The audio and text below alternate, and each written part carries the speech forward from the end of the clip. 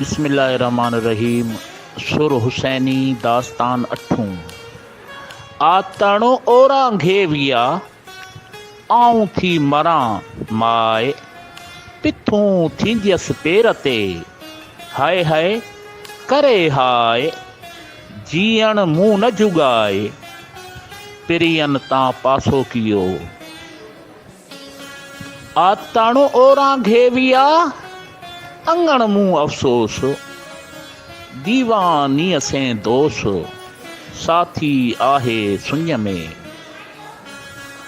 आतणो ओरा घेविया पुठीअ तोॾन ताण, विहुम मुंद बंभोर में, हुन पुॼंदीअ हाण, राए मंझि रिहाण, हल त थियई हो तसीं। आतणो ओरा घेविया करे कमीणी कीअं, हाणे घुर्जे हीअं, तॾिजे बाहि बंभोर खे। आतणो ओरा घेविया पारी छॾे पोइ, आरी चा उठन ते, हीअ तां जॾी जोए, की हले की हथ खणे, की रिढ़े की रोए, को पुन्हूअ खे चोए, त मुठीअ मातम आइयो। ॼाणी सुञाणी मूंखे छॾे हलिया, अदियूं आरी चन लए, आऊं खूरे जीअं खाणी, पाहण में पाणी हारियूं हारणो आइयो। ॼाणी सुञाणी मूंखे छॾे हलिया, आऊं कीअं छॾियां पंहिंजो अदियूं आरियाणी। भरियुमि जो पाणी सो केचन कम न आइयो।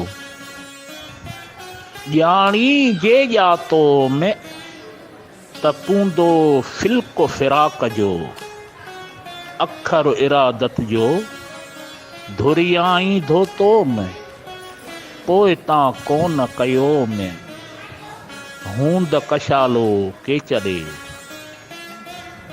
वारो वञनि था सेण तुंहिंजा, ससुई हेड़ा ॿारो चा, की न लहंदीअ के ॿिया।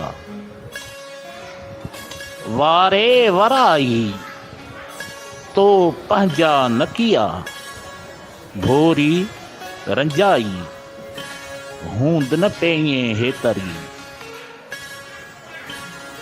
जियां वारे वॻ ओठी थिया छुलंगियूं,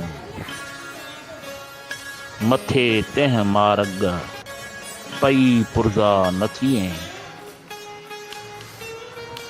दुखां ईंदे दूहड़ा मुंद सेणानी वञ, पिरियाणू म भञ, साथ चढ़ंदो लकीअं।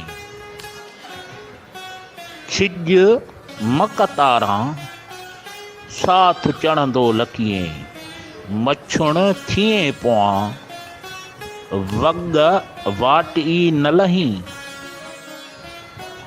काजा कियाऊं वाई वारे विंगुड़ी, आयल तह आऊं ॿोलीअ ॿाताड़ी की। वाई वारे विंगुड़ी ॿोली ॿी न कनि, अला केच धणियनि मूसी पोइ म मामरो। काजा आंधी केचिएं वणकारां वाई, सुणी मूं साई, नेणे निंड वेहो थी।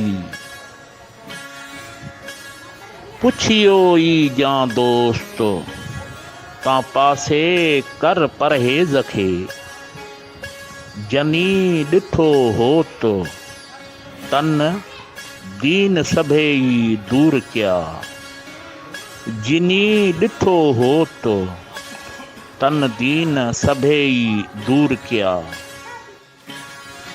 हलो ऐं मल्हो ॾुख म पसो ॾोथिया, सूंहूं जो साथ जो सो मूं होत सलो, आ पुण थिए भलो आऊं प गॾिजां प्रिय खे।